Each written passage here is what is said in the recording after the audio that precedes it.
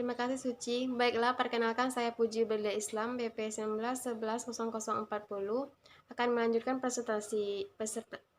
presentasinya, yaitu diagram level 0. Yang pertama, dana masuk melalui admin berupa dana donasi SPP dana BOS yang menjadi penerimaan kas yang dilaporkan ke Sistem Informasi Pengelolaan Keuangan.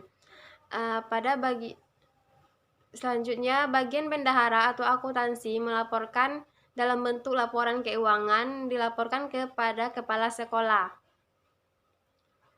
Yang C, dokumen atau diagram alir sistem untuk siklus pendapatan dan penerimaan kas. Yang pertama, admin, sistem informasi pengelolaan keuangan, bagian bendahara akuntansi, dan kepala sekolah.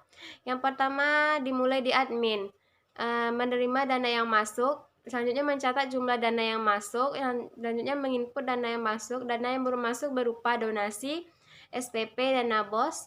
Selanjutnya sistem informasi pengelolaan keuangan, yaitu dalam bentuk data penerimaan kas yang dalam bentuk laporan keuangan. Selanjutnya bagian bendahara atau akuntansi memvalidasi data dalam bentuk laporan keuangan.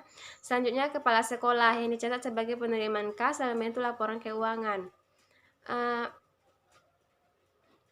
Selanjutnya diagram proses bisnis siklus pendapatan dan penerimaan kas.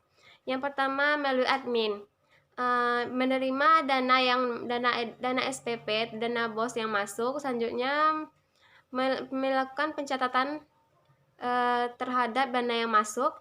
Selanjutnya menginput dana yang masuk, sistem informasi pengelolaan keuangan, yaitu dicatat sebagai sistem penerimaan kas. Selanjutnya bagian bendahara atau akuntansi mengecek kembali data dana yang telah masuk. Selanjutnya kepala sekolah dicatat sebagai penerimaan kas yang disetujui oleh kepala sekolah. Yang E, kelemahan pengendalian internal pendapatan dan penerimaan kas. Ada 6 elemen fisik.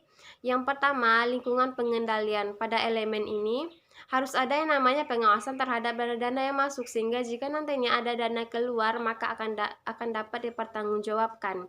Yang B, penaksiran risiko. Pada elemen ini harus ada pengabsipan bukti dana donasi, SPP, dan dana BOS yang masuk sebagai penambah dalam pendapatannya.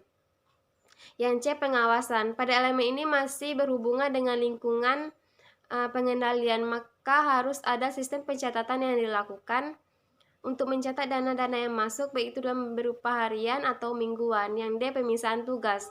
Pada siklus pendapatan dan penerimaan kas, pegawai atau pekerja ada pemisahan tugas setiap bagian sehingga dapat diketahui kebutuhannya, kinerja dan kebutuhan. Yang E, otorisasi. Pada elemen ini harus ada otorisasi baik dari pencatatan data dana masuk, pengimputan data dari dananya dan pendapatan, dan sampai penerimaan kas yang menjadi penambah pendapatan.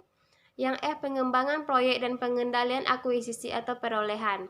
Sudah berjalan dengan baik dikarenakan SMK Negeri 2 Padang ini sudah lama berdiri hingga sampai sekarang masih bertahan. Yang F, saran untuk memperbaiki kelemahan pengendalian internal pendapatan dan penerimaan kas. Ada 6 elemen pengendalian fisik.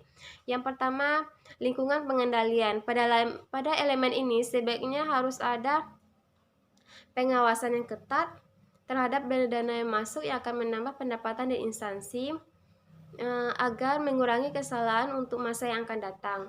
Yang dua, penaksiran risiko. Sebaiknya tugas harus melakukan pengarsipan terhadap bukti dari dana-dana masuk yang akan menambah pendapatan yang sangat berpengaruh terhadap laporan keuangan pada instansi tersebut.